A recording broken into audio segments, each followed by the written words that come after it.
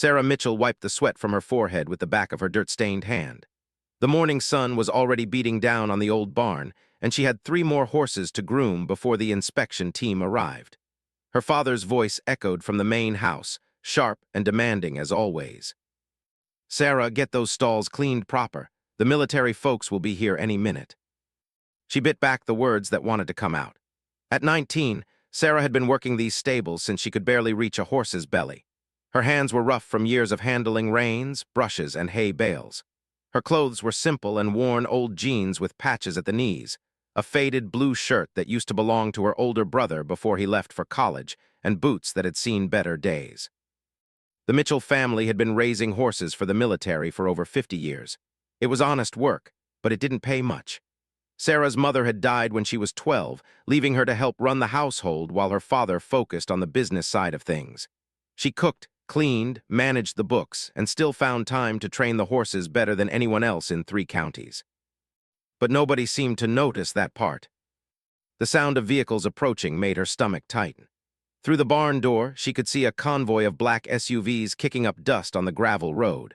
Her father emerged from the house, straightening his best shirt and putting on his fake smile, the one he used when important people came around. Sarah quickly finished brushing Thunder, a massive black stallion with a temperament that matched his size. Most people were afraid to get near him, but he responded to her touch like a gentle giant. She whispered something in his ear, and his ears perked forward attentively. "Remember what we practiced, big guy? Show them what you can do." The convoy stopped in front of the main house. Men and women in crisp military uniforms stepped out, their movements precise and professional. Sarah recognized a few ranks from her brother's stories, colonels, majors, a few captains. But one figure stood apart from the rest. An older man in his 60s emerged from the lead vehicle.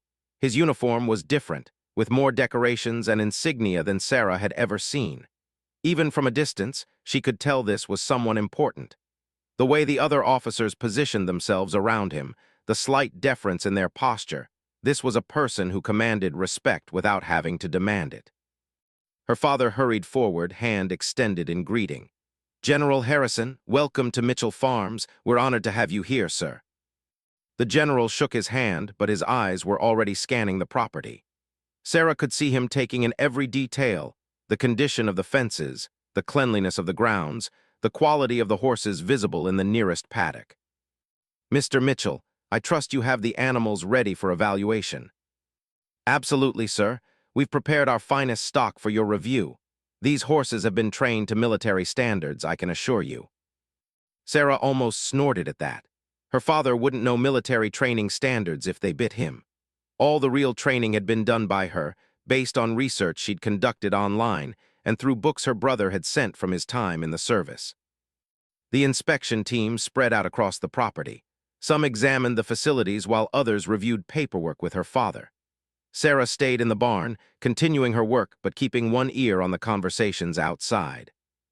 "The breeding records look good," she heard one officer say. "Bloodlines are strong." "Facilities are adequate," another added. "Could use some updates, but they meet basic requirements." Then she heard footsteps approaching the barn. Heavy boots on the wooden floor announced the arrival of several officers. Sarah straightened up from where she was checking Thunder's hooves.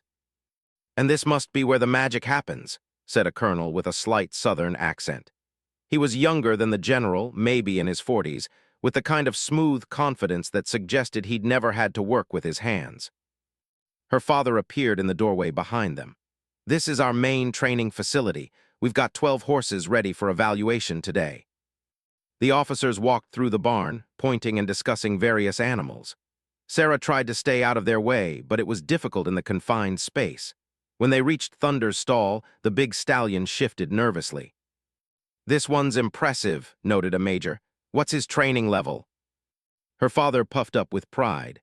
"Thunder here is one of our best, fully broken to saddle, responsive to commands, perfect for cavalry exercises." Sarah's jaw clenched. Thunder hadn't been broken at all. She'd spent months building trust with him, teaching him to respond to subtle cues and voice commands. Her father made it sound like they'd beaten the spirit out of the animal.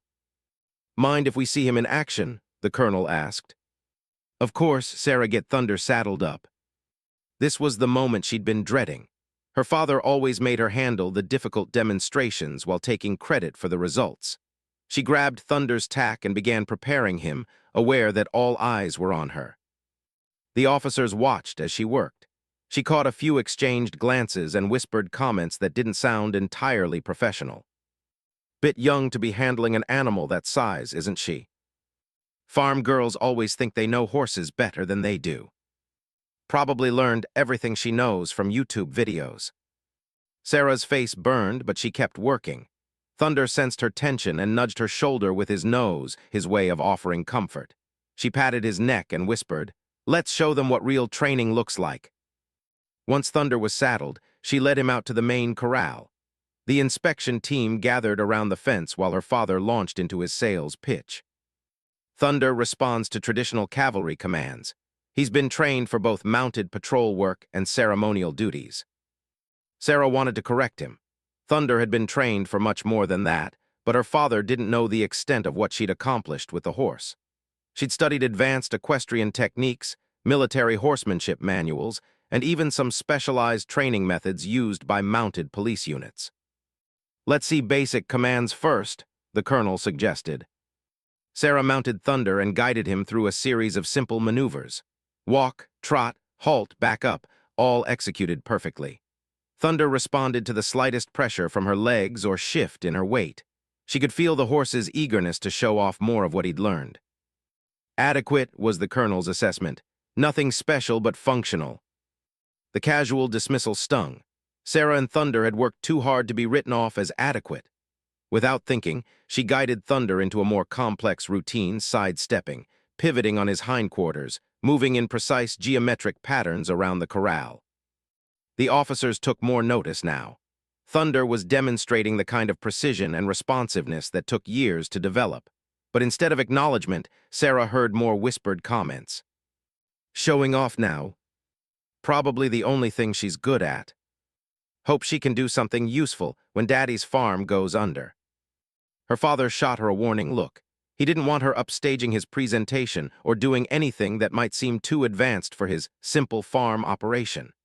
But Sarah was tired of hiding her abilities to make others feel better about their assumptions. She guided Thunder toward a series of jumps she'd set up for practice. They weren't part of the official demonstration, but Thunder loved this part of their training. The horse gathered himself and cleared the first jump with room to spare, landing smoothly and immediately preparing for the next obstacle. "What is she doing?" her father hissed, but the officers were now paying full attention.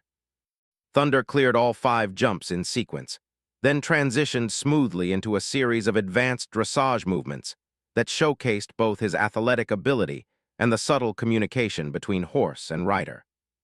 When they finished, Sarah dismounted and walked Thunder around to cool him down. The silence from the inspection team was deafening. She'd obviously exceeded their expectations, but she couldn't tell if that was good or bad. The colonel was the first to speak. "That was unexpected." "The girl has some talent," admitted the major. But Sarah could hear the underlying tone. They were surprised, sure, but it was the kind of surprise that came with a bit of resentment, like they were annoyed that their assumptions had been challenged. Her father was clearly nervous. "Sarah gets a bit carried away sometimes. She means well, but she doesn't always follow instructions." The comment hit like a slap. After all the work she'd done, all the hours of training and preparation, her own father was apologizing for her competence. General Harrison had remained silent throughout the demonstration, but now he stepped forward. His eyes met Sarah's for the first time, and she saw something there that surprised her genuine interest, not condescension. "Miss Mitchell, how long have you been working with this horse?" His voice was calm and measured, with an authority that made everyone else fall silent. "About 18 months, sir," Sarah replied, trying to keep her voice steady. "And where did you learn those techniques?" Sarah hesitated. The truth was that she'd cobbled together her knowledge from dozens of sources, military manuals, online videos, books from the library, and countless hours of trial and error. But she knew how that would sound. "I've studied various training methods, sir. Whatever seemed to work best for each individual horse." The general nodded thoughtfully. "I see, and do you work with all the horses here?" "Most of them, yes, sir." "Interesting." He turned to her father. "Mr. Mitchell, I'd like to see the rest of your stock, but I want Miss Mitchell to handle the demonstrations." Her father's face went through several shades of red. "General, I'm sure that's not necessary. Sarah's just a helper around here. I can show you everything you need to see." "I'm sure you can," the general replied smoothly. "But I'm interested in seeing how these animals perform under the guidance of someone who clearly understands their capabilities." It wasn't really a request. For the next 2 hours, Sarah demonstrated horse after horse. Each animal responded to her with a level of trust and cooperation that impressed even the skeptical officers. She showed them horses trained for different specialties, some for mounted patrol work, others for ceremonial duties, and a few that could handle more challenging tactical situations. With each demonstration, the whispered comments from the inspection team became more subdued. Sarah wasn't just competent, she was exceptional. Her understanding of horse psychology, her ability to read each animal's personality and adjust her approach accordingly, and the obvious bond she'd built with every horse on the property couldn't be dismissed or explained away. But the more impressive her work became, the more uncomfortable some of the officers seemed.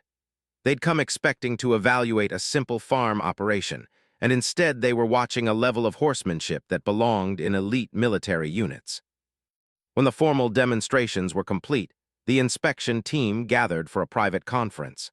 Sarah couldn't hear their exact words, but she could see the animated discussion taking place near the vehicles.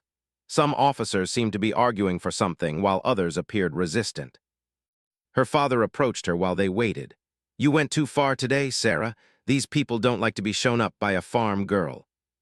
"I didn't show anyone up, Dad. I just did what you asked, demonstrated the horses." "You know what I mean? All that fancy writing wasn't necessary. Now they probably think we're trying to oversell what we can provide."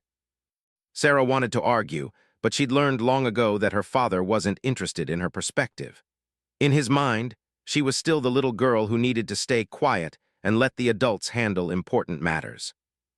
The inspection team finished their conference and approached. The general walked directly to Sarah while the other officers flanked her father. "Miss Mitchell, I have a question for you." "Yes, sir." "Are you familiar with the term Phantom Reaper?" Sarah's blood went cold. She knew the term from her research into military horse units. It referred to mounted scouts who could move through enemy territory virtually undetected, gathering intelligence and conducting reconnaissance missions behind enemy lines.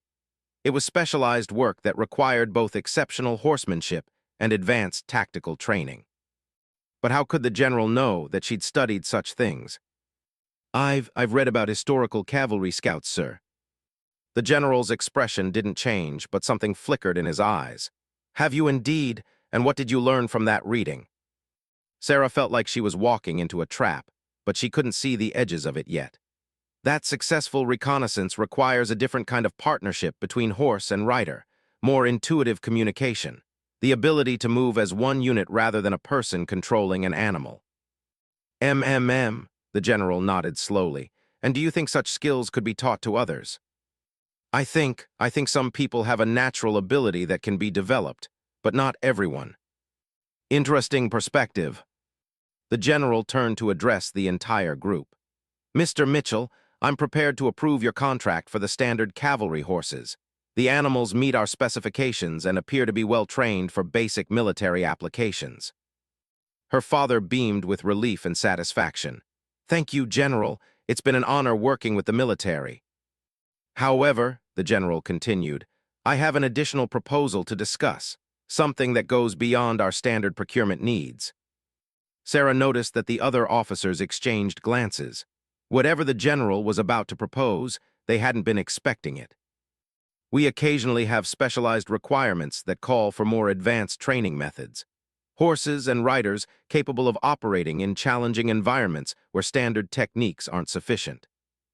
Her father nodded eagerly, though Sarah could tell he had no idea what the general was actually talking about. Such training would require someone with exceptional skills and the ability to develop new techniques as needed. Someone who understands that military success often depends on adapting quickly to unexpected circumstances. The general's gaze shifted to Sarah. "I wonder if you might know someone with those qualifications, Miss Mitchell." The question hung in the air like a challenge. Sarah felt her heart racing, but she forced herself to meet his eyes steadily. I might, sir. Excellent, then perhaps we should discuss the details of a more specialized arrangement. As the inspection team prepared to leave, Sarah realized that everything was about to change. The mockery and dismissal she'd endured all day suddenly seemed less important than whatever opportunity was being offered. But she also sensed that accepting would mean stepping into a world where the stakes were much higher than training horses for parades and mounted police work. The way the general had said, Phantom Reaper, suggested he knew more about her research and abilities than should have been possible. Whatever came next, Sarah knew her life as just another farm girl was about to end. Whether that was good or bad remained to be seen. 3 days after the inspection, a black sedan pulled up to the Mitchell farm just as Sarah finished her morning chores. She recognized the driver immediately, the same military chauffeur who had accompanied General Harrison's convoy. Her stomach fluttered with nervous energy. The general stepped out alone this time, wearing civilian clothes that somehow made him seem even more imposing than his uniform had. He carried a leather briefcase and moved with the purposeful stride of someone accustomed to making important decisions quickly. Miss Mitchell, he greeted her with a slight nod. I hope I'm not interrupting your work. No, sir, not at all. Sarah wiped her hands on her jeans, suddenly aware of how she must look compared to his crisp appearance. Good, I believe we have some things to discuss. Her father emerged from the house, clearly flustered by the unexpected visit. General Harrison, what brings you back so soon? Is there a problem with our contract? Not with the standard contract, Mr. Mitchell. That's proceeding as planned. I'm here to discuss a separate matter with your daughter. The words hit her father like a physical blow. Sarah could see the confusion and worry spreading across his face. In his world, important people didn't have separate business with 19-year-old farm girls. I don't understand. What could you possibly need to discuss with Sarah? The general's expression remained neutral, but Sarah detected a slight edge in his voice. Military matters, Mr. Mitchell. If you could give us some privacy, I'd appreciate it. It wasn't really a request, and her father knew it. He retreated to the house, but Sarah could see him watching from the kitchen window. Shall we walk? The general suggested, gesturing toward the pastures. They walked in silence for several minutes, past the main corral where Thunder was grazing peacefully. The general seemed to be studying everything, the layout of the property, the condition of the facilities, the behavior of the horses. Finally, he spoke. Tell me about your research into mounted reconnaissance units. Sarah's heart skipped. Sir. Don't play games with me, Miss Mitchell. The techniques you demonstrated 3 days ago don't come from casual reading. You've studied specific military applications in considerable detail. There was no point in denying it now. Yes, sir, I have. Why? The simple question caught her off guard. She'd expected to be questioned about what she knew, not why she'd learned it. I wanted to understand what horses were really capable of. Most people think of them as just transportation or show animals, but historically they've been much more than that. I guess I got curious about how far that partnership could be developed. Curious enough to teach yourself techniques that aren't commonly taught outside specialized military programs. I didn't know they were that specialized, sir. I just found patterns in different training methods and tried to combine the best elements. The general stopped walking and turned to face her fully. Miss Mitchell, what I'm about to tell you cannot be shared with anyone else. Do you understand? Yes, sir. 3 weeks ago, one of our most experienced reconnaissance specialists was killed in a training accident. Lieutenant Maria Santos had been developing new protocols for mounted intelligence gathering in mountainous terrain. Her work was vital to an upcoming mission that we cannot delay or reassign to conventional units. Sarah felt a chill run down her spine. This conversation was heading somewhere she hadn't expected. Lieutenant Santos had identified the need for what she called intuitive horsemanship, the ability to move through hostile territory with a horse as a true partner rather than just a mount. The kind of bond where verbal commands become unnecessary and both horse and rider can react to threats or opportunities instantaneously. That sounds incredibly difficult to achieve, sir. It is, which is why Lieutenant Santos spent 2 years developing her methods before we lost her. Now we have her research notes and training protocols, but no one with the practical skills to implement them. The general resumed walking, his pace slower now. When I watched you work with that stallion, I saw something I haven't seen in 20 years of military service. You weren't controlling that horse. You were communicating with him. The kind of communication that Lieutenant Santos believed was essential for advanced reconnaissance work. Sarah's mind was racing. Are you asking me to continue her research? I'm asking you to do much more than that. We need someone who can take her theoretical work and turn it into practical training methods. Someone who can work with both horses and riders to develop capabilities that don't currently exist in any military unit in the world. They had reached the far end of the property, where a small creek ran through a grove of oak trees. The general set his briefcase on a fallen log and opened it. These are Lieutenant Santos's files. Training schedules, psychological profiles of suitable horses, notes on rider selection criteria, and detailed protocols for what she called shadow partnership development. Sarah looked at the thick stack of documents with a mixture of excitement and terror. Sir, I'm not qualified for this kind of work. I'm just a farm girl who's good with horses. Miss Mitchell, do you know what a Phantom Reaper actually does? She nodded slowly. Deep reconnaissance behind enemy lines, intelligence gathering in areas where conventional units can't operate safely. Correct, and do you know why mounted units are sometimes the only option for such missions? Because horses can move through terrain that defeats vehicles, and they don't create electronic signatures that modern detection systems can track. Exactly, but that's only half the equation. The other half is that a properly trained horse and rider team can gather intelligence while appearing to be nothing more than a local civilian with their animal. They can move through occupied territory, observe enemy positions, and relay information back to command without ever being suspected of military activity. The implications hit Sarah like a hammer. You're talking about spies who use horses as cover. Among other things, yes, but the operational requirements go far beyond basic espionage. These teams need to be able to navigate in complete darkness, remain hidden for extended periods, and if necessary, conduct direct action missions against high-value targets. Sarah stared at the files in the briefcase.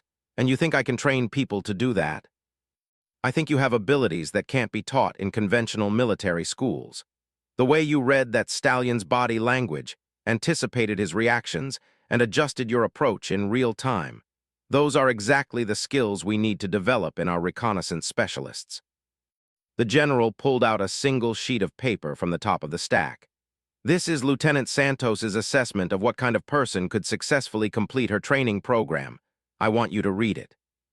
Sarah took the paper, her hands trembling slightly. The handwriting was neat and professional, but the content was startling. Phantom Reaper candidate profile.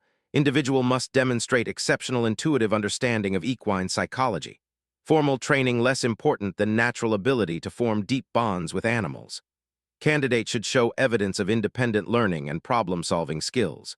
Traditional military background may actually be counterproductive, as this work requires thinking outside established protocols. Most important qualification: absolute trust between human and horse, developed through patient relationship building rather than dominance-based control methods. At the bottom of the page, Lieutenant Santos had added a handwritten note. We need someone who thinks like a horse whisperer but operates like a special forces soldier. Sarah looked up at the general. She wrote this before she died. 6 months ago, we've been looking for someone who fits this profile ever since. And you think that's me? Miss Mitchell, in 25 years of military service, I've never seen a civilian demonstrate the kind of horse and rider partnership that you showed us 3 days ago. You weren't riding that stallion, you were thinking with him. The enormity of what he was suggesting began to sink in. If I said yes, what would happen next? You would be enrolled in an intensive training program that combines advanced equestrian techniques with military tactics, survival skills, intelligence gathering methods, and specialized weapons training. The program lasts 18 months and takes place at a classified facility in Montana. 18 months? Full-time? You would be commissioned as a second lieutenant in the Army and receive military pay during training. Upon successful completion, you would be assigned to a new unit that doesn't officially exist. Sarah's head was spinning. What about my family, the farm? We would arrange for your father to receive a military consulting contract that would more than compensate for the loss of your labor. He would actually be financially better off than he is now.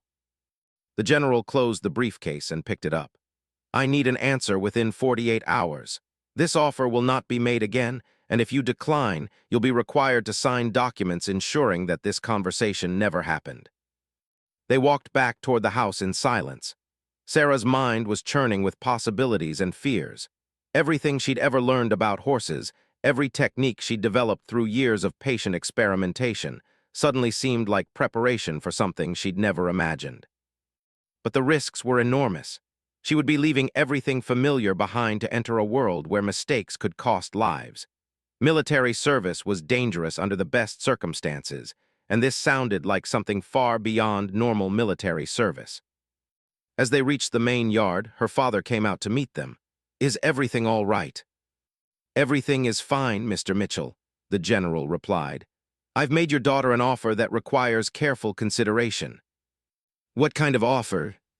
Sarah realized that her father still had no idea what they'd been discussing. "Dad, I'll explain everything later." The general handed her a business card with nothing but a phone number printed on it. "When you've made your decision, call that number, day or night." He got into his sedan and drove away, leaving Sarah standing in the yard with her father demanding explanations, and her entire world suddenly turned upside down. That evening, after she'd given her father a carefully edited version of the conversation, Sarah sat in the barn with Thunder. The big stallion seemed to sense her emotional turmoil and stayed close, occasionally nudging her shoulder with his nose. "What do you think, big guy? Am I crazy to even consider this?" Thunder whickered softly and rested his head against her shoulder. It was the closest thing to an answer she was going to get. Sarah opened Lieutenant Santos's files and began to read. The more she learned about the research that had cost the young officer her life, the more she understood the scope of what she was being asked to take on. Lieutenant Santos had envisioned something revolutionary: mounted units that could operate in environments and situations where conventional forces were helpless. The training protocols were unlike anything Sarah had ever seen, combining elements of classical horsemanship, military tactics, psychological conditioning, and what could only be described as extreme sports. One section dealt with combat bonding, techniques for maintaining the horse and rider partnership under conditions of extreme stress. Another covered stealth movement through various types of terrain, including urban environments where a person on horseback needed to appear completely ordinary while conducting surveillance. The most startling section dealt with direct action capabilities, essentially training horses to function as partners in combat situations rather than just transportation. Sarah had never imagined that horses could be trained for such purposes, but Lieutenant Santos's research suggested it was not only possible but essential for the kinds of missions these units would face. By midnight, Sarah had read through most of the files. Her respect for Lieutenant Santos had grown with every page, but so had her understanding of why this work was dangerous. The young officer hadn't died in a routine training accident. She'd been testing techniques that pushed both horse and rider far beyond normal safety margins. The question wasn't whether Sarah could learn to do this work. After reading Lieutenant Santos's protocols, she was confident that she could master the technical aspects. The question was whether she was prepared to accept the risks that came with it. She thought about her life on the farm, the daily routine that had defined her existence for as long as she could remember. It was safe, predictable, and ultimately limiting. She would always be just a farm girl in the eyes of people like the officers who had mocked her during the inspection. But Lieutenant Santos had seen something different. She had envisioned a kind of military service where being a farm girl was actually an advantage, where understanding horses at the deepest level could make the difference between mission success and failure. Sarah closed the files and looked at Thunder, who had fallen asleep standing up with his head still resting against her shoulder. "I guess we're going to find out what we're really made of," she whispered. The next morning, she called the number on the general's card. "I'll do it," she said when he answered. "Excellent. A transport will arrive at 600 tomorrow to take you to the training facility. Pack light. Everything you need will be provided." "General." "Yes." "Will I be working with Thunder?" There was a pause. "Miss Mitchell, you'll be working with horses that make Thunder look like a gentle trail mount. But yes, If you successfully complete the initial phase of training, we can arrange for Thunder to join the program." After she hung up, Sarah realized that she still had no real idea what she'd committed to. But for the first time in her life, people who understood horses as more than just farm animals were taking her seriously. Whatever came next, it had to be better than spending the rest of her life being dismissed as just another barn girl. The military transport arrived at exactly 6 in the morning, just as General Harrison had promised. Sarah stood in the pre-dawn darkness with a single duffel bag, watching her father pace nervously on the front porch. He'd barely slept, spending most of the night alternating between pride that his daughter had been selected for something important and terror that she was leaving for something dangerous. "You sure about this, honey?" he asked for the 10th time. "As sure as I can be, Dad." The transport was unmarked, a black SUV with tinted windows and a driver who introduced himself only as Sergeant Mills. He was polite, but clearly not interested in conversation. Sarah hugged her father goodbye, promised to write when she could, and climbed into the vehicle. As they drove away from the only home she'd ever known, Sarah felt a mixture of excitement and dread that made her stomach churn. Through the rear window, she watched the farm disappear into the morning mist, wondering if she'd ever see it again. The drive took 14 hours, with stops only for fuel and brief meals at anonymous truck stops. Sergeant Mills remained professional but distant, deflecting Sarah's attempts at conversation with polite monosyllables. By evening, they were driving through mountainous terrain unlike anything Sarah had ever seen. When they finally arrived at their destination, Sarah was surprised to find that it looked nothing like a military base. The facility appeared to be a large ranch spread across a valley floor, with modern buildings nestled among groves of aspen trees. The only hints of its true nature were the discreet security checkpoints they'd passed through and the complete absence of any civilian traffic on the access road. "Welcome to Camp Santos," Sergeant Mills said as they pulled up to what looked like a ranch house, "named for the officer whose work you'll be continuing." Sarah felt a chill at the reminder that someone had died, developing the techniques she was here to learn. A woman in military fatigues emerged from the building. She was in her early 30s, with short auburn hair and the kind of lean, athletic build that suggested serious physical conditioning. Her movements had the fluid economy of someone trained in multiple forms of combat. "Miss Mitchell, I'm Captain Rebecca Hayes. I'll be your primary instructor." Sarah shook the offered hand, nodding the calluses that spoke of extensive time working with weapons and equipment. "Thank you, ma'am. I'm ready to get started." Captain Hayes smiled, but there was something measuring in her expression. "We'll see. Follow me." The interior of the building was more obviously military in nature. Maps covered the walls, showing terrain features of various regions around the world. Computer workstations displayed satellite imagery and intelligence reports. But what caught Sarah's attention were the photographs of horses and riders engaged in activities that clearly weren't ordinary cavalry exercises. "Those are graduates of the program," Captain Hayes explained, following Sarah's gaze. "Currently deployed in 7 different countries, conducting operations that officially don't exist." One photograph showed a rider moving through what appeared to be an urban environment at night, the horse barely visible in the shadows between buildings. Another captured a team crossing a river, horse and rider moving with synchronized precision that looked almost supernatural. "Lieutenant Santos developed these techniques. She developed the theoretical framework. What you're looking at is the practical implementation by people who survived the training program." The word "survived" hung in the air with uncomfortable weight. Captain Hayes led Sarah to a small apartment that would be her quarters for the duration of training. It was spartanly furnished but comfortable, with a view across the valley to where Sarah could see horses moving in distant pastures. "Dinner is at 1800 hours in the main dining facility. Training begins at 500 tomorrow. I suggest you get some rest. You're going to need it." After Captain Hayes left, Sarah unpacked her few belongings and stood at the window looking out at the horses. Even from this distance, she could tell they were unlike any horses she'd ever seen. Their movements suggested animals conditioned for demanding work, with the kind of alertness that came from extensive training. At dinner, Sarah met the other personnel at the facility. Most were instructors or support staff, but she was surprised to find 3 other trainees, 2 men and 1 woman, all with military backgrounds. "You're the civilian they recruited?" asked one of the men, a former Marine named Jackson. His tone wasn't hostile, but it was clearly skeptical. "I suppose I am. No offense, but this training breaks people who have been through Special Forces selection. You sure you're ready for that?" The woman trainee, who introduced herself as Lieutenant Kim, was more diplomatic. "What's your background with horses?" "I've been training them since I was a kid. Family business." "Any military experience at all?" "None." Jackson shook his head. "This ought to be interesting." That night, Sarah lay in her narrow bed listening to the sounds of the facility settling into evening quiet. Through the thin walls, she could hear the other trainees talking in low voices about upcoming training events, discussing tactical scenarios and equipment specifications with the casual familiarity of people who'd spent years in military service.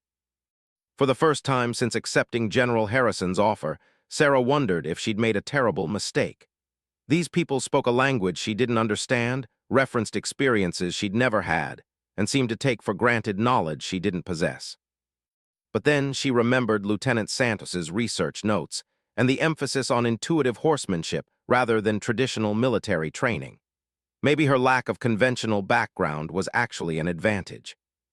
At 500 the next morning, Sarah reported to the main training facility. Captain Hayes was waiting with the 3 other trainees, and a man she introduced as Master Sergeant Rodriguez, a former special operations soldier who would be handling the tactical training components. "Before we begin working with horses," Captain Hayes announced, "you need to understand what you're training for. Phantom Reaper operations are unlike anything in conventional military doctrine. You'll be operating alone or in pairs, often hundreds of miles behind enemy lines with no support and no backup."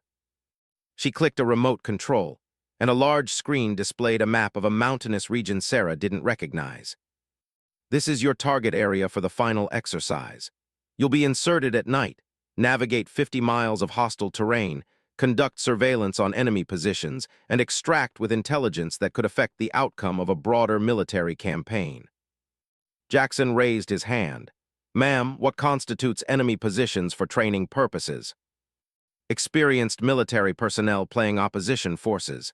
They'll be actively hunting you, using all available technology and tactics. If they catch you, you fail the program." Master Sergeant Rodriguez stepped forward. "And just so we're clear, people have died during these exercises. The training is realistic because the missions are real. If you can't handle that level of risk, speak up now." None of the trainees spoke up, but Sarah noticed that Lieutenant Kim had gone slightly pale. "Excellent," Captain Hayes continued. "Now let's talk about your partners." She led the group outside to a large paddock where 4 horses waited. They were unlike any horses Sarah had ever seen, clearly athletic and powerful, but with an alertness and intelligence that suggested extensive specialized training. These animals have been pre-selected based on psychological profiles and physical capabilities. They've completed basic conditioning, but they haven't been bonded with riders yet. That's your first task. She gestured toward the nearest horse, a dark bay mare with intelligent eyes and powerful hindquarters.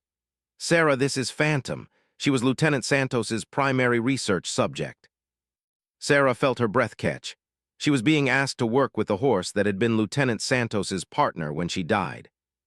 "Ma'am, is that appropriate? I mean, if this horse was involved in the accident." "Phantom wasn't injured in the accident. Lieutenant Santos was testing new techniques for rapid deployment from helicopter platforms. The helicopter crashed due to mechanical failure, not anything related to the horse training." Captain Hayes walked over to Phantom and stroked the mare's neck. "This horse has capabilities that no other animal in the program has achieved. Lieutenant Santos spent 2 years developing her potential. If you can successfully bond with her, you'll have access to techniques that exist nowhere else in the world." Sarah approached Phantom slowly, extending her hand for the mare to sniff. The horse regarded her with an intelligence that was almost unsettling. This wasn't the trusting, eager-to-please attitude of farm horses. This was an animal that had been trained to think independently and make tactical decisions. "Hello, girl," Sarah said softly. "I guess we're going to be working together." Phantom whickered once, a sound that somehow conveyed both acknowledgement and reservation. The horse was clearly willing to work with a new partner, but trust would have to be earned. Over the next 2 weeks, Sarah threw herself into the training with an intensity that surprised even her. The program was unlike anything she'd imagined, combining advanced horsemanship with survival skills, weapons training, communications procedures, and tactical planning. The physical conditioning was brutal. Sarah had always been in good shape from farm work, but military fitness training pushed her body to limits she didn't know existed. Each morning began with a 5-mile run in full gear, followed by strength training, martial arts instruction, and weapons practice. But it was the work with Phantom that truly challenged her abilities. Lieutenant Santos had developed training methods that went far beyond anything Sarah had encountered. The mare had been taught to respond to subtle hand signals, to move silently across various terrain types, to remain motionless for extended periods, and to react to potential threats with tactical awareness rather than simple flight responses. More disturbing were the more advanced capabilities. Phantom had been trained to accept the sound of gunfire, to continue functioning while explosions occurred nearby, and even to assist in combat situations by using her weight and mobility to help her rider neutralize threats. "How is this even possible?" Sarah asked Captain Hayes after a particularly intense training session. "I've never seen a horse that could do things like this." Lieutenant Santos believed that horses were capable of much more than anyone had ever attempted to teach them. She treated them as intellectual partners rather than just trained animals. "But some of these techniques, they seem like they could be dangerous for the horses." Captain Hayes paused in her equipment check. "Sarah, these horses volunteer for this work the same way soldiers do. They're not forced to participate. If an animal shows signs of stress or unwillingness, they're removed from the program and retired to comfortable civilian life." "Volunteer, their horses. Are they? Watch Phantom during tomorrow's exercise. Really watch how she makes decisions, anticipates threats, and adapts to changing circumstances. Then tell me she's just following trained responses." The next day's exercise was Sarah's most challenging yet. She and Phantom were tasked with crossing 10 miles of varied terrain while avoiding detection by teams of instructors playing opposition forces. The route included dense forests, open meadows, rocky hillsides, and a river crossing. What amazed Sarah was how Phantom seemed to understand the tactical situation independently. When they approached the river, the mare didn't head for the obvious crossing point. Instead, she moved upstream to a location where overhanging trees would provide concealment. When they heard voices in the distance, Phantom froze and turned her ears toward the sound, helping Sarah identify the exact location of the threat. Most remarkably, when they were forced to hide in a dense thicket for over an hour while an opposition patrol searched nearby, Phantom remained absolutely motionless without any commands from Sarah. The horse seemed to understand that their mission depended on remaining undetected. By the time they reached their objective, Sarah was beginning to understand what Lieutenant Santos had discovered. This wasn't just advanced horse training. It was genuine partnership with an animal capable of tactical thinking. That evening, as Sarah was grooming Phantom, Captain Hayes approached with a serious expression. "Sarah, I need to talk to you about something. The other trainees have been complaining." Sarah's heart sank. "What about?" "They think you're receiving preferential treatment because of your civilian status. They don't understand why someone without military experience is advancing so quickly through the program." "Am I advancing quickly?" "You've mastered in 2 weeks what typically takes other students 6 weeks to achieve. Your bond with Phantom is unprecedented for this stage of training." Sarah continued brushing Phantom's coat while she considered this.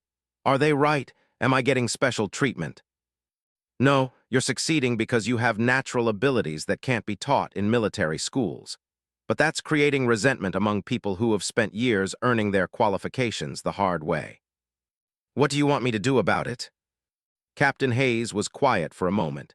"Tomorrow, you're going to participate in a joint exercise with the other trainees. It will be the first time anyone in the program has attempted a 4-person reconnaissance mission." "Okay." "Sarah, the other trainees are going to do everything they can to prove that your success is just beginner's luck. They're going to push you hard, possibly beyond safe limits." Sarah stopped brushing and looked at Captain Hayes. "Are you warning me to be careful?" "I'm warning you that tomorrow will determine whether you continue in this program or not. If you can't function as part of a team, if your abilities don't translate to real operational scenarios, then all the natural talent in the world won't matter. That night, Sarah lay awake thinking about the warning. She'd spent her entire life proving herself to people who underestimated her abilities. Tomorrow would be just another test, albeit with much higher stakes. But as she drifted off to sleep, she couldn't shake the feeling that Captain Hayes had been trying to tell her something beyond just preparing for a difficult exercise. There had been something in the instructor's tone that suggested the stakes were even higher than Sarah understood. In the morning, she would find out exactly what those stakes were. The joint exercise began before dawn with the 4 trainees receiving their mission briefing in a secure conference room. A large topographical map covered one wall, marked with enemy positions, patrol routes, and the target area they needed to reach. Master Sergeant Rodriguez outlined the scenario. Intelligence indicates that enemy forces are preparing to move a high-value asset through this valley tomorrow night. Your mission is to establish overwatch positions, document the convoy composition, and report back with actionable intelligence. Jackson studied the map with the confidence of someone who'd conducted similar operations in real combat zones. What's the opposition force composition? Unknown, could be anywhere from a squad to company strength.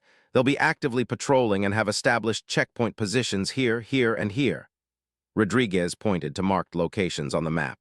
Your job is to gather intelligence without being detected. Lieutenant Kim raised her hand. Rules of engagement. Your reconnaissance only. If you're discovered, your mission is to escape and evade, not to engage. Getting into firefights defeats the purpose of stealth operations. The 4th trainee, Corporal Williams, had been quiet during most of the briefing. He was an Army Ranger who'd been selected for the program based on exceptional performance in mountain warfare operations. When he finally spoke, his question surprised everyone. What about the civilian? How do we integrate someone with no tactical training into a combat scenario? Sarah felt her face flush, but before she could respond, Rodriguez answered. Mitchell has demonstrated capabilities that exceed what we typically see from experienced military personnel. Your job is to function as a team, not to second-guess personnel decisions. Jackson wasn't satisfied. With respect, Sergeant, we're talking about people's lives here. If Mitchell can't keep up or makes mistakes because she doesn't understand military procedures, it could compromise the entire mission. That's enough, Captain Hayes interrupted, entering the room. This exercise is designed to test team integration under realistic conditions. You'll succeed or fail based on how well you work together, not on individual backgrounds. She handed each trainee a detailed equipment list. You have 2 hours to prepare gear and conduct pre-mission planning. Exercise begins at 1200 hours. As the trainees dispersed to prepare, Sarah felt the weight of their skepticism. Jackson and Williams made no effort to include her in their tactical discussions, while Lieutenant Kim was polite but clearly uncertain about working with someone who didn't understand military terminology and procedures. In the equipment room, Sarah found herself struggling with unfamiliar gear. The tactical radios, night vision equipment, and specialized weapons were unlike anything she'd ever used. While the other trainees efficiently assembled their loadouts, Sarah had to read instruction manuals and ask questions about basic procedures. Having trouble? Jackson asked, his tone not unkind but clearly frustrated. Some of this equipment is new to me, Sarah admitted. Look, I'm not trying to be a jerk here, but we're about to go into a situation where mistakes can get people hurt. Are you sure you're ready for this?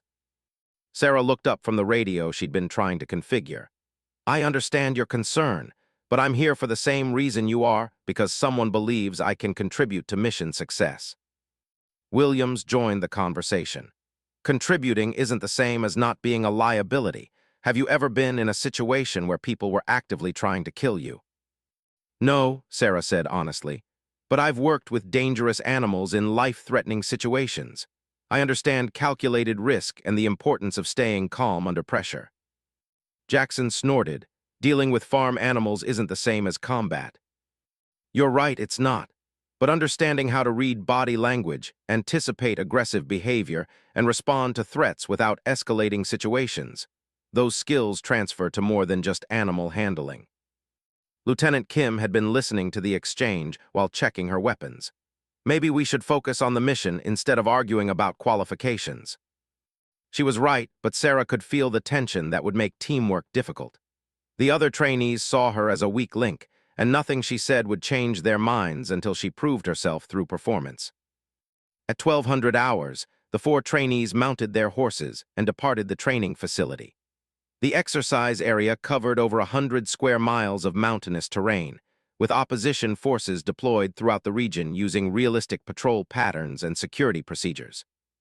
For the first few hours, Sarah concentrated on learning to work with unfamiliar equipment while maintaining the demanding pace set by the other trainees.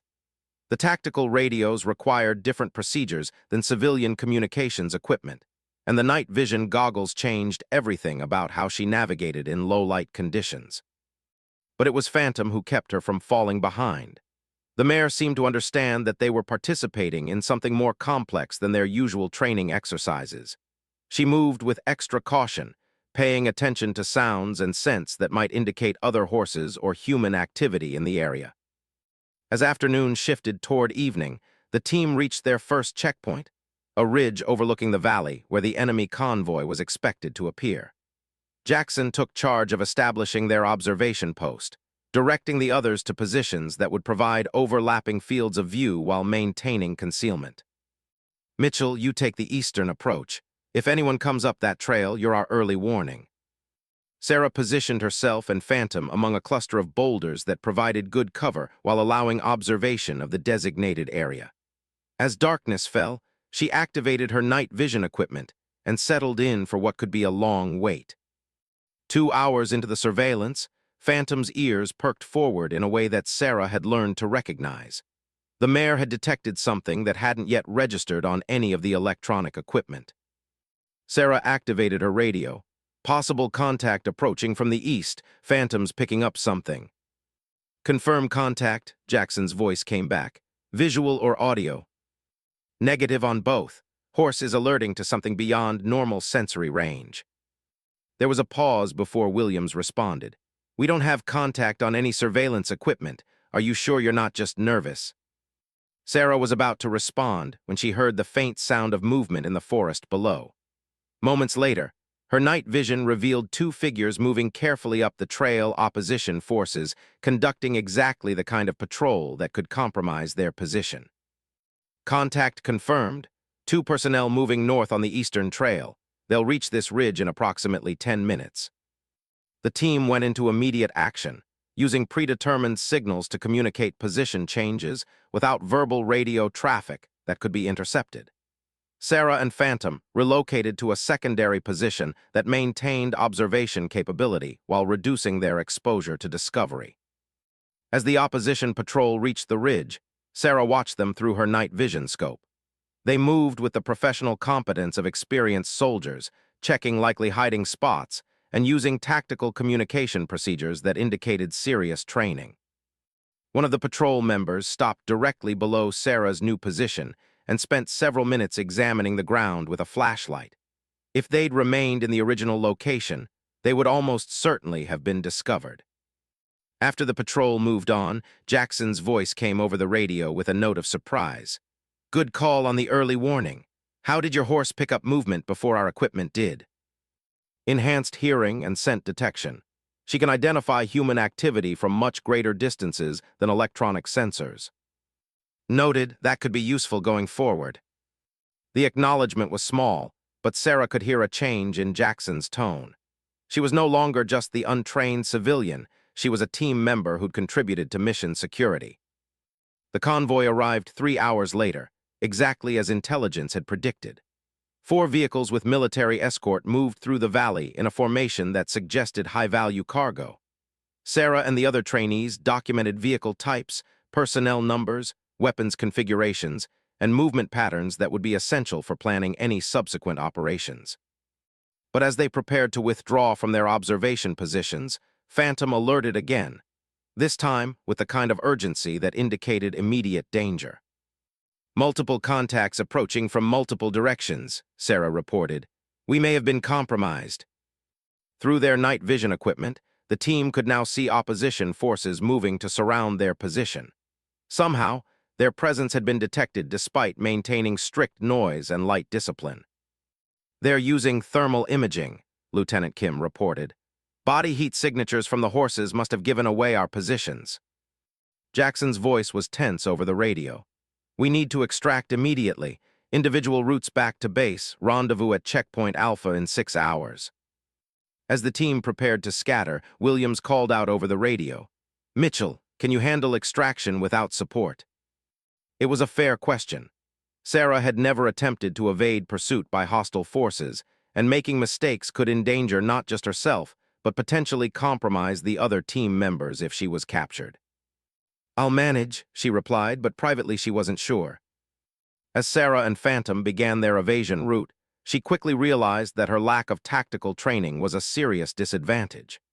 The opposition forces were using coordinated search patterns and communication procedures that she didn't fully understand, making it difficult to predict where they would establish blocking positions. But Phantom seemed to grasp the situation intuitively. The mare moved through the terrain with a stealth and awareness that went beyond anything Sarah had experienced in training exercises. When they encountered potential threats, Phantom would freeze and redirect their movement before Sarah even realized danger was present. They navigated through dense forest, across open meadows, and around rocky outcroppings while opposition forces searched the area with systematic thoroughness. Several times, Sarah was certain they would be discovered, only to have Phantom lead them through routes that avoided detection by the narrowest margins.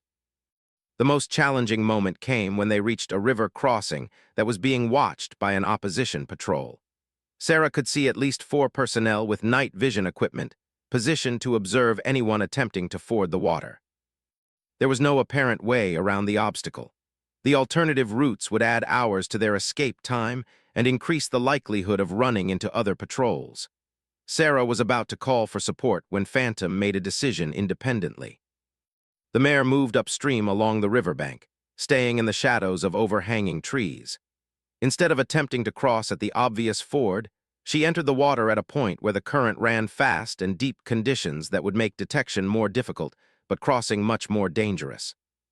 Sarah trusted Phantom's judgment and let the mare choose their path through the rushing water. The crossing was terrifying, with powerful currents threatening to sweep them downstream into rocks and fallen trees. But Phantom navigated the hazards with sure-footed determination, emerging on the far bank well beyond the observation range of the patrol. They reached the rendezvous point with time to spare, finding the other team members already waiting with expressions of surprise and grudging respect. How did you get past the river patrol? Williams asked. Phantom found an alternative crossing point upstream, dangerous but it avoided detection. Jackson looked at Sarah with a new assessment. That was good tactical thinking. Using natural hazards as concealment isn't something most people would consider. I didn't consider it. Phantom made that decision independently. The team exchanged glances. The idea that a horse could make tactical decisions was outside their experience, but they'd all witnessed the results.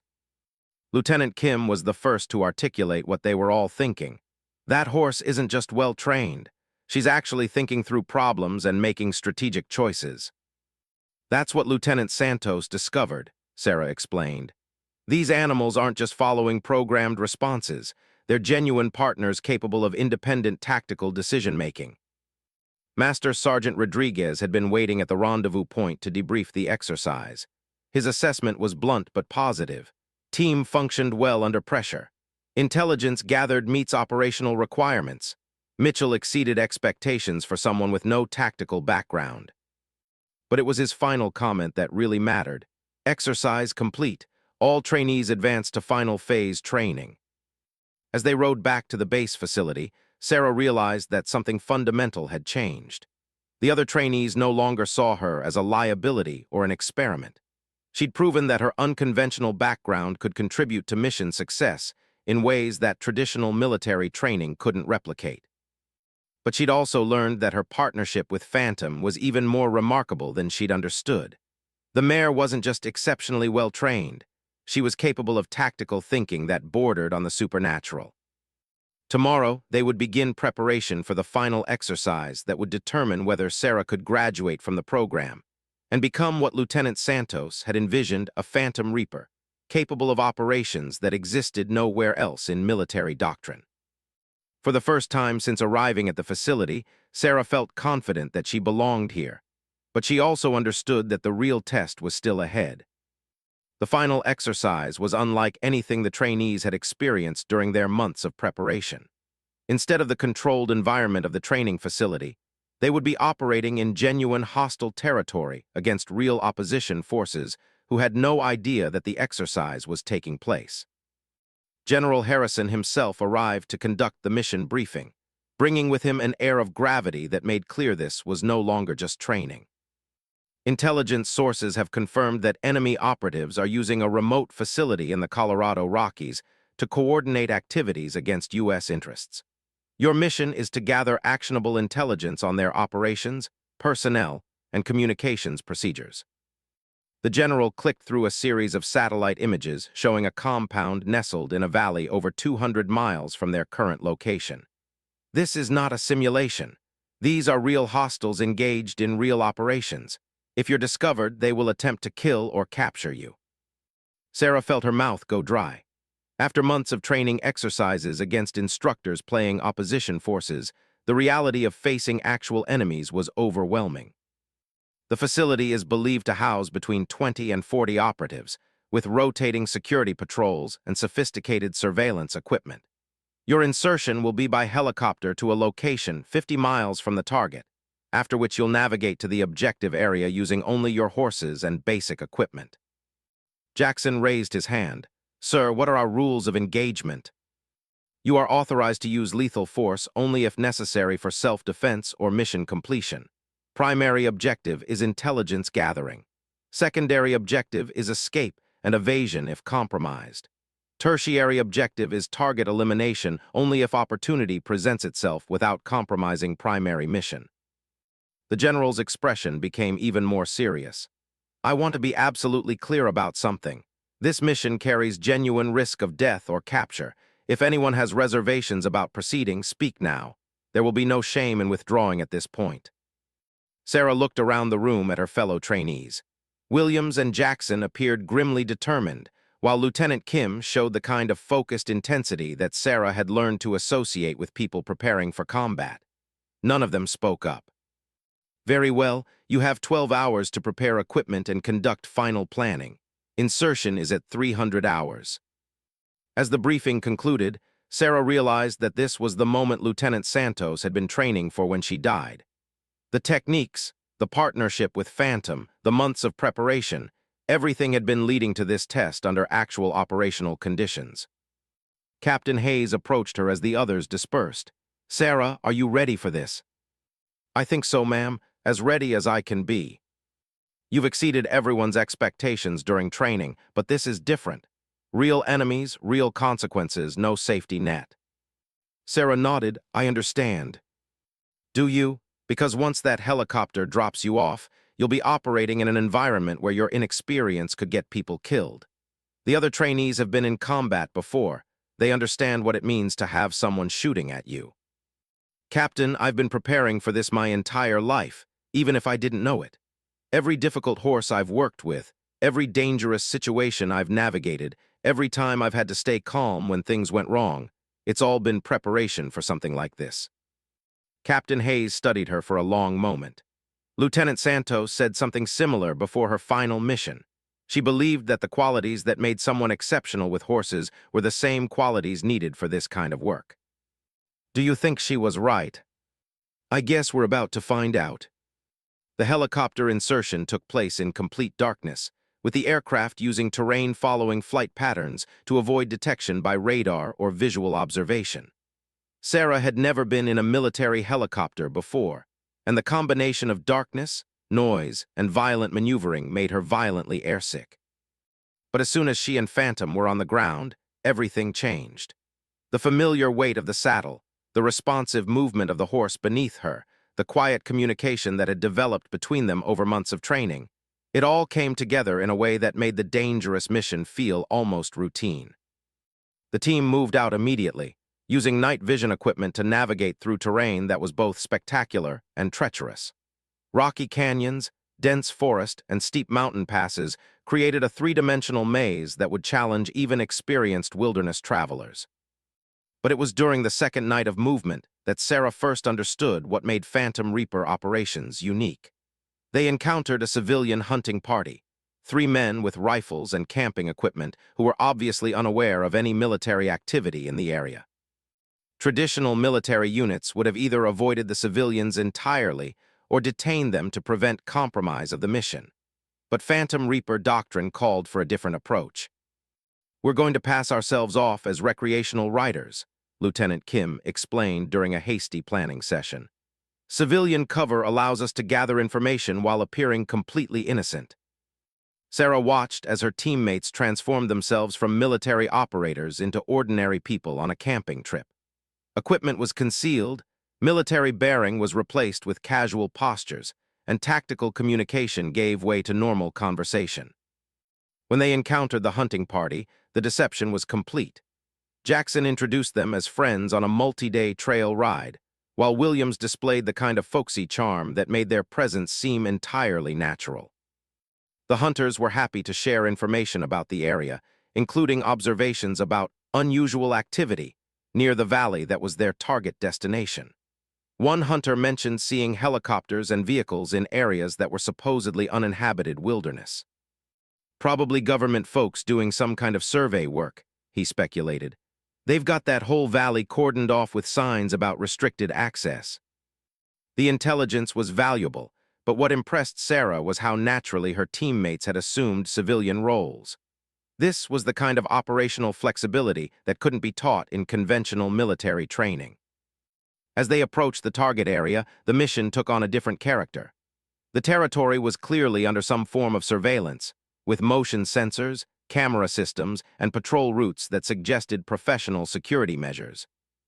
Sarah and Phantom proved invaluable during the reconnaissance phase. The mare's enhanced senses allowed the team to identify patrol schedules, surveillance equipment locations, and security vulnerabilities that wouldn't have been apparent using conventional observation methods. More importantly, Phantom's ability to move silently through various terrain allowed Sarah to establish observation posts that would have been impossible for dismounted personnel to reach without detection. On the third night, they achieved their primary objective.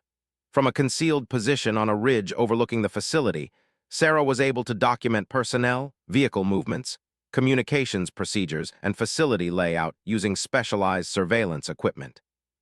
But as they prepared to withdraw with their intelligence, they discovered that their presence hadn't gone completely unnoticed. "Multiple contacts moving to establish blocking positions on our planned exit routes," Williams reported after monitoring enemy radio communications. "They know someone's been watching them." Jackson studied their tactical situation through night vision binoculars. "We've got patrols moving to cut off escape routes north and east. Western approach is blocked by terrain. That leaves south, but it leads directly toward their main security checkpoint." Lieutenant Kim checked her equipment. "We could try to fight our way through, but that compromises the intelligence we've gathered." "No," Sarah said quietly, "there's another option." She explained her idea to the team. Instead of trying to avoid or fight through the security cordon, they would use their civilian cover to walk directly past the checkpoint.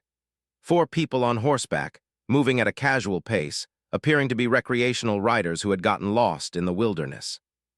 "That's insane," Williams objected. "If they're suspicious enough to establish blocking positions, they're not going to buy a cover story." "They will if we sell it convincingly enough.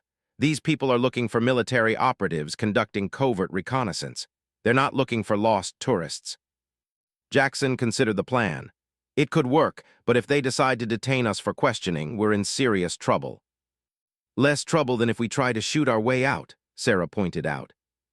The decision was made to attempt the civilian deception. The team concealed their military equipment, assumed relaxed postures, and approached the security checkpoint as if they were simply seeking directions back to the main road. Sarah found herself taking the lead in the deception, drawing on years of dealing with difficult people who underestimated her abilities. She played the role of a slightly naive farm girl who'd convinced her friends to attempt a challenging trail ride without adequate preparation. "Excuse me," she called to the armed guards at the checkpoint. "We're kind of lost. Is this the way back to the county road?" The guards were clearly suspicious. but Sarah's performance was convincing enough to create uncertainty. She was obviously young, appeared genuinely confused, and displayed the kind of innocent incompetence that made hostile intent seem unlikely. "This is restricted area," one guard replied with a heavy accent. "You should not be here." "Oh gosh, I'm so sorry. We've been riding for 3 days and I think we took a wrong turn somewhere. My friends told me this was a bad idea, but I thought I knew where we were going." The guards exchanged glances, clearly trying to decide whether these apparent tourists represented a genuine threat.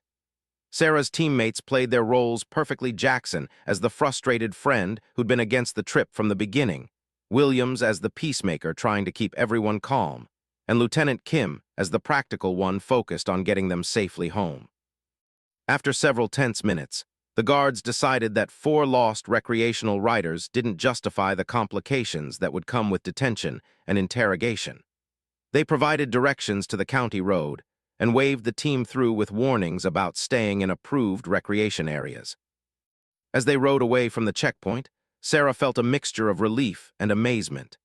They'd walked directly past a sophisticated security operation while carrying classified intelligence, and the enemy had helped them find their way home. 24 hours later, they reached their extraction point and transmitted their intelligence to higher command. The mission was a complete success, with actionable information about enemy operations gathered without compromise or casualties. But for Sarah, the real success was something more personal. She'd proven to herself and others that the partnership between human and horse that she'd spent her life developing could function at the highest levels of military operations. During the debrief, General Harrison's assessment was direct and positive. "Outstanding performance by all personnel. Intelligence gathered exceeds mission requirements and will directly contribute to disrupting enemy operations." But it was his personal comment to Sarah that really mattered. "Miss Mitchell, Lieutenant Santos would be proud of what you've accomplished. You've validated her belief that this kind of partnership could revolutionize military reconnaissance capabilities." 3 weeks later, Sarah received her commission as a second lieutenant in a unit that officially didn't exist. Her first assignment would be to return to the training facility as an instructor, helping to develop the next generation of Phantom Reaper operatives. But first, she was granted 2 weeks of leave to visit her family and tie up civilian affairs. As the military transport pulled up to Mitchell Farms, Sarah saw her father waiting on the porch with an expression that mixed pride, relief, and amazement. "How do I address you now?" he asked as she stepped out in her new uniform. "Lieutenant Mitchell when we're being formal, Dad when we're not." He hugged her tightly. "I always knew you were special with horses, but I never imagined anything like this." "Neither did I, but sometimes the things we're meant to do find us when we're ready." That evening, Sarah walked through the barn where everything had started. Thunder was still there, older now but still magnificent. He recognized her immediately, nickering with pleasure and pushing his head against her shoulder in greeting. "I missed you too, big guy, but I think you're going to like where we're going next. They could use a horse with your experience in the training program." As she stood in the barn where people had once mocked her as just another farm girl, Sarah reflected on the journey that had brought her here. The dismissive comments, the assumptions about her capabilities, the certainty that she'd never amount to anything more than a helper around her father's farm, none of it mattered now. She was Lieutenant Sarah Mitchell, Phantom Reaper instructor, capable of operations that existed nowhere else in military doctrine. More importantly, she was living proof that exceptional ability could come from the most unexpected places, and that underestimating someone because of their background was always a mistake. The barn girl had become something that those who mocked her couldn't have imagined. But she'd always been that person. It had just taken the right circumstances for her true capabilities to emerge. Tomorrow, she would return to the training facility to help others discover their own potential. Tonight, she was home, surrounded by the horses that had taught her everything she needed to know about partnership, trust, and the unlimited possibilities that existed when 2 minds worked as one. The whispered words, Phantom Reaper, that had once seemed impossible now defined not just her mission, but her identity. Sarah Mitchell was ready for whatever came next.